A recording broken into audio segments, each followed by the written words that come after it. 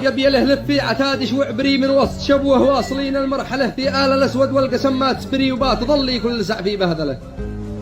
جاكم مسلم ذيقة الوجه برية آل الأسود فعلكم من يجهله تو عصابه بالبنادق تهتري من بعد ما قيدك تشبك برجله. الفعله اللي ما فعلها سمسري حتى ابن صهيون فعلكم ما يفعله للشرع حلل له ولا ذي حميري من جام سلم لك وقطات اقتله. جاني مسلم كيف اقرح معبري والله لو انه دق ربعي بكمله دامه بوجهي محتجي يا بربري حجاوين جاياس فيها نعقله. يبي له لفي عتادي